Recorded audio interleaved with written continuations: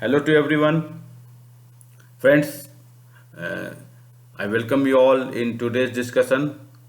और आज की वार्ता का जो विषय है वह जीएसटी काउंसिल की मीटिंग जो कल हुई थी, कल यानी 17 सितंबर 2021 को। तो आइए उसमें क्या फैसले लिए गए, क्योंकि उससे हम आपको अवगत कराते हैं, क्योंकि यह परमानेंटली न्यूज में आया है, तो हम जाने कि क्या इस मीटिंग का आउटकम है। तो जीएसटी काउंसिल की मीटिंग जो 17 सितंबर 2021 को हुआ, उस मीटिंग में वित्त मंत्री निर्मला सीतारमण ने कहा है कि जीएसटी काउंसिल में लोगों का यह मानना है कि पेट्रोलियम पदार्थों को जीएसटी के दायरे में नहीं लाया जाएगा फिलहाल। और इस बारे में जीएसटी काउंसिल की जो मीटिंग हुई उसमें यह लोग का जो काउंसिल के जो मेंबर्स हैं उनका यह मानना है कि पेट्रोलियम पदार्थों को जीएसटी के दायरे में फिलहाल लाना ठीक नहीं होगा। सो यह जीएसटी काउंसिल की यह 45वीं बैठक जो कल हुई, उसमें यह भी कहा गया कि जो डीजल में जो हम बाई प्रोडक्ट बायोडीजल आदि जो मिलाते हैं, सो उसमें जो जीएसटी दर है फिलहाल 12%, उसको भी घटाकर 5% किया जाए। और उसके बाद जीएसटी काउंसिल ने कुछ और प्रोडक्ट्स पर जैसे कि जो कोविड के उपचार के लिए जो दवाई आदि हैं, उसमें 31 दिसंबर 2021 तक रियायती जीएसटी दर लगें। और कैंसर के लिए जो दवाई इस्तेमाल होती है उस पर भी जीएसटी दर जो है 12% से घटाकर 5% करने का निर्णय लिया गया है। दूसरी ओर जो माल ढुलाई करने वाले जो ट्रांसपोर्ट आदि कंपनी जो आदि इसमें जो लगे हुए हैं, उसके लिए जो परमिट शुल्क आदि में भी छूट देने का फैसला लिया गया है। दूसरी ओर जो जूता चप्पल और कपड़ा आदि बनाने वाली जो कंपनी हैं उस पर 1 जनवरी 2022 से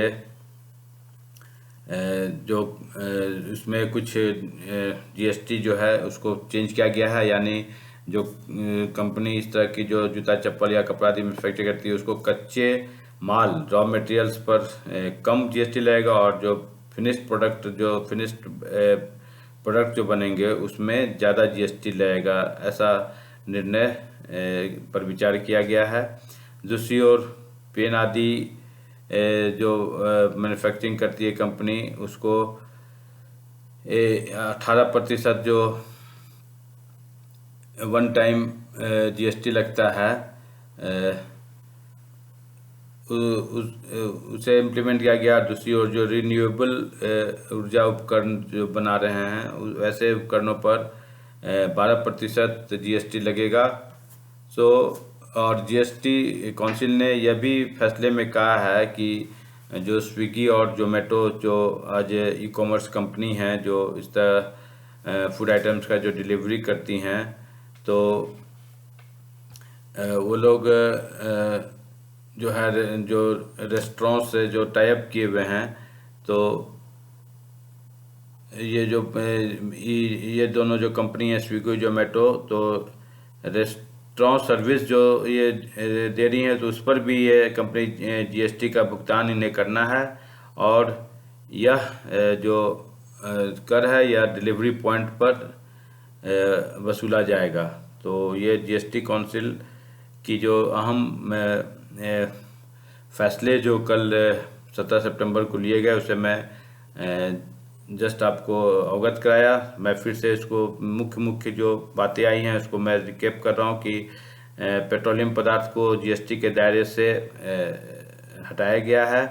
दूसरा कि जो डीजल में बायो प्रोडक्ट जो बायोडीजल मिलाया जाता है उस पर जीएसटी दर जो है 12% से घटाकर 5% किया गया है। थर्ड जो है कोविड में उपचार के लिए जो दवाई हैं उसमें रियायती जीएसटी दर 31 दिसंबर 2021 तक जो है वह अभी चालू रहेगा। दूसरी ओर कैंसर के इलाज में जो दवाएं आदि हैं उस पर जो 12% से घटाकर 5% किया गया है। दूसरी ओर जो ट्रांसपोर्ट कंपनी जो है उसको जो नेशनल परमिट शुल्क आदि में छूट देने का फैसला किया गया है। और नेक्स्ट जो है जूता चप्पल और कपड़ों आदि मैन्युफैक्चरिंग कंपनी है वैसे इंडस्ट्रीज पर रॉ मटेरियल्स पर कम और फिनिश्ड गुड पर ज़्यादा जीएसटी वसूला जाएगा। दूसरी ओर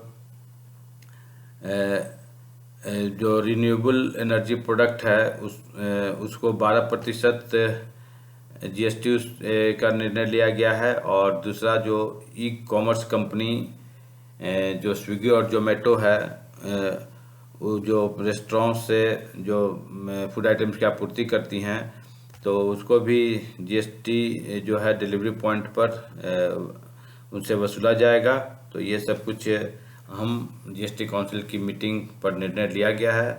इसी के साथ मैं आज की वार्ता समाप्त करता हूं। आप सबों को धन्यवाद। Thank you very